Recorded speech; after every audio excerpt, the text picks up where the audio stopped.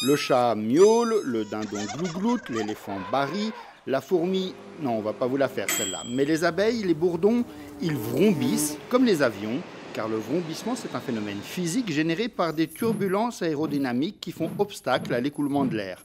Ceci génère du bruit et pas mal de travail pour tout un segment de l'industrie. Les motoristes de l'aéronautique travaillent d'arrache-pied à la conception de moteurs moins bruyants, des projets auxquels les gestionnaires des plateformes aéroportuaires prêtent une oreille attentive. À Genève, les oreilles de l'aéroport ont un nom et un visage, celui de Quentin Mathieu.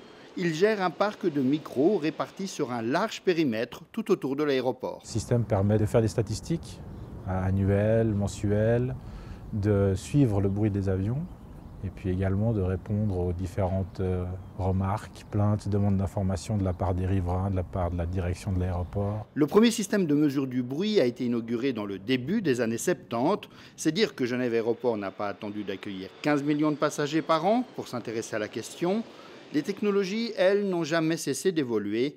Elles accomplissent aujourd'hui un nouveau bond en avant. So they can track almost in real time the aircraft and the noise that they're making. Une fois enregistrées, les données relatives au bruit sont rapprochées de celles collationnées par les radars et autres stations météo.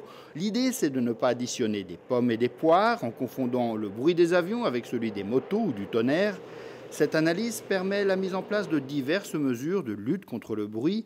Les aéronefs les plus bruyants sont taxés et des bonnes pratiques sont mises en place pour réduire l'impact sonore de tous les autres.